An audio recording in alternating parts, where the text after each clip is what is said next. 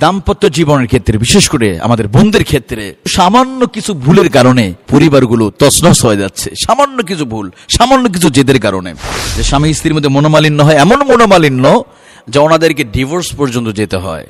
সুন্দর সাজানো গোছানো স্বর্ণের সুন্দর এই ফ্যামিলিটাকে কেন জানি সামান্য কিছু কারণে তারা শেষ করে দেয়। মেয়েদের ক্ষেত্রে এবং ছেলেদের উভয়ের দোষ আছে।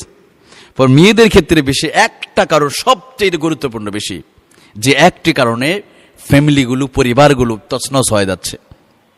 কারণ আমাদের নাম্বার তো ইউটিউবে থাকার কারণে অসংখ্য বোনদের ফোন পেয়েছি এবং এগুলো নিয়ে কথা বলেছি, সেই অভিজ্ঞতা থেকে বলছে। বিশেষ করে একটি কারণ, সেটা হলো স্বামীর সাথে জেদ করা।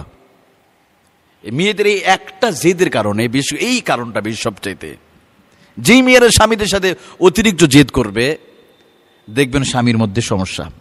ধরেন ঈদের সময় বা কোনো কারণে, না আমাকে ওই ব্র্যান্ডের শাড়ি দিতে হবে, স্টার জলসা, জি বাংলা, পাখি ড্রেস দিতে হবে। আর পাখি আপনারা তো জানেনই, এই ড্রেস না দেওয়ার কারণে স্বামীরে তালাক দিয়ে চলে গেছে। এখানে একটা আমাদের বন্ধুর একটা আমল ছিল চমৎকার। স্বামী সমর্থ অনুযায়ী যা দিয়েছে আপনাকে, আপনি যদি একবার খুশি হয়, আপনার স্বামীর চেহারার দিকে যদি একবার তাকায় যদি মিষ্টি হাসি দিতে পারতেন, ওই একটা হাসি 100 রাকাত নফল নামাজ পড়া সব আল্লাহ দিয়ে দিত। শুধুমাত্র একটা মুস্কি হাসি,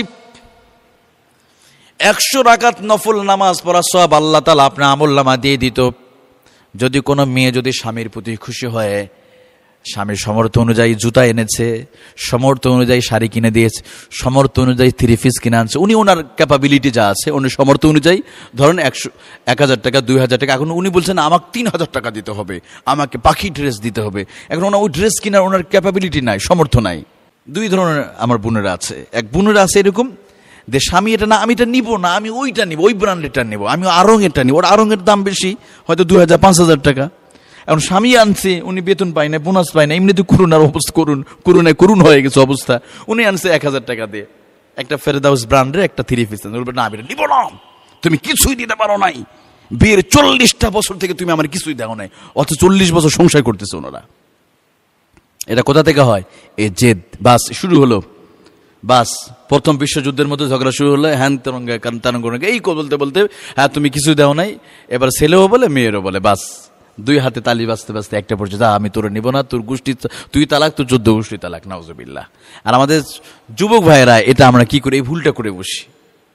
সামান্য ঠুকনো অজুহাত, পরিবার এই সামান্য আপনি তালাক দিবেন, এটা সবচেয়ে একটা শরীয়তে একটা সবচেয়ে নিম্নমানের একটা হালাল।